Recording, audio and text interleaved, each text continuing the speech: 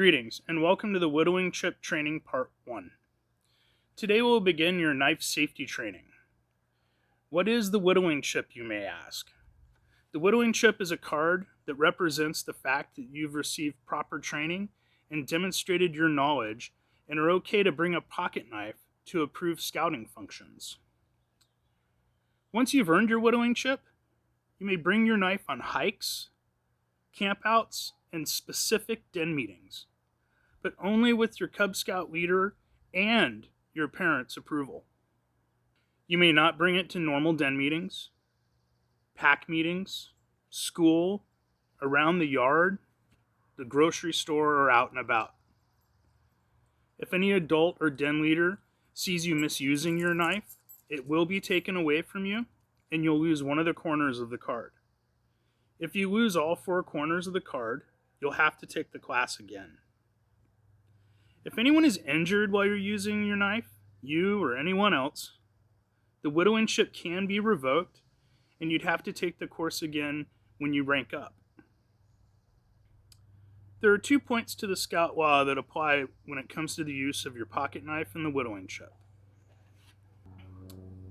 Point 1 of the Scout Law that applies is obedient.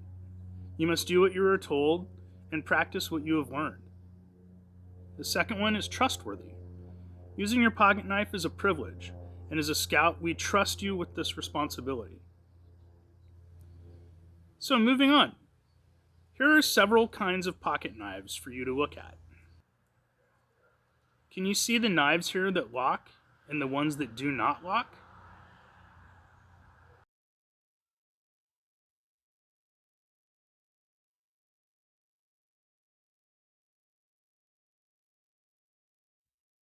Cub Scouts may only use folding pocket knives that lock when open.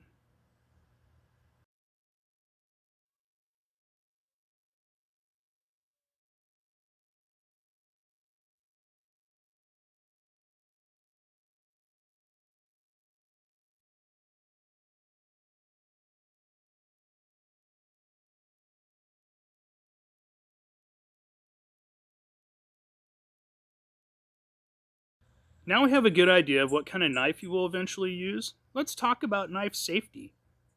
When Cub Scouts are going to use their knife, a couple things need to happen. The Cubs need to determine if right now is an appropriate time to use the knife. The Cubs need to tell an adult they're about to use the knife. Then the Cub needs to establish a safety circle, also known as the blood circle. You establish the circle by moving your arms all around you in a circle, and if there's anyone inside the circle, you shouldn't use the knife. This circle around the Cub Scout is a danger zone. No one should be inside the circle when the knife is open. It is the Cub Scout's responsibility to keep the circle empty of people and pets, or any other living thing. If the circle cannot be maintained, then the knife must not be used. We need to talk about knife safety rules. The very first rule is a knife is not a toy. It is a tool and it's only a tool. It is not to be played with in any way, shape, or form. If you must, always walk with your knife pointing away from you, like when you're holding a pair of scissors at school. I would like to say, if you're going to walk from one point to another, close your knife, put it in your pocket, go to where you're going, establish your blood circle, and then begin using your knife again. And if you must walk with it, please never run. Always cut away from you. Always keep your knife sharp and clean. A dull knife is dangerous. We'll go over sharpening later in this video series, but it remains to be said, a sharp knife is a safe knife. Always have a firm grip on the knife. Don't use it if your hands are wet or slippery, or the knife itself is wet, slippery, or dirty. Always be aware that the knife is under your control. If you need to put it down, close it. You should not leave knives out where other people could pick it up and play with it. Always know where the first aid kit is. Only use the knife as a saw if the material you are using is soft enough for that. Rope, cloth, etc. There is separate training available for using a wood saw. Never try to catch a knife. If you've dropped it, step back away from it, let it hit the ground, and then pick it up.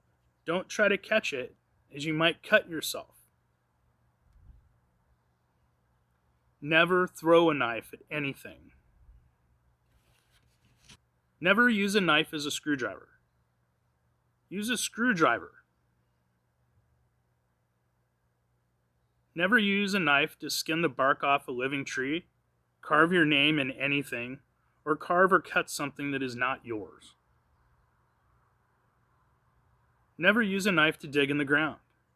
It will dull the knife. It's not the proper tool. There are shovels for that. Now we are going to learn the pocket knife pledge. You will need to know this in order to get your whittling chip. This is a repeat after me exercise. Here we go. Repeat after me. I will treat my pocket knife with respect, due a useful tool. I will treat my pocket knife with respect, due a useful tool. I will always close my pocket knife and put it away when not in use. I will always close my pocket knife and put it away when not in use. I will not use my pocket knife when it might injure someone near me. I will not use my pocket knife when it might injure someone near me. I promise never to throw my pocket knife for any reason. I promise never to throw my pocket knife for any reason. I will use my pocket knife in a safe manner at all times. I will use my pocket knife in a safe manner at all times. 2. I want you to watch this video many times so you can review each topic we have covered. Also use it for brushing up for knife safety in the future. In the next video, we'll be going over basic knife handling skills. And I recommend having a plastic butter knife and a bar of soap handy so we can practice some of these skills. Now remember, you have not earned your whittling chip yet. This is just the beginning. You are not allowed to use a pocket knife yet. Until the next video, I want you to learn and understand the safety rules and learn and understand the pocket knife pledge. This is Mr. Sean, Bear Den Leader for Pack 495, Renton, Washington, wishing you happiness and health.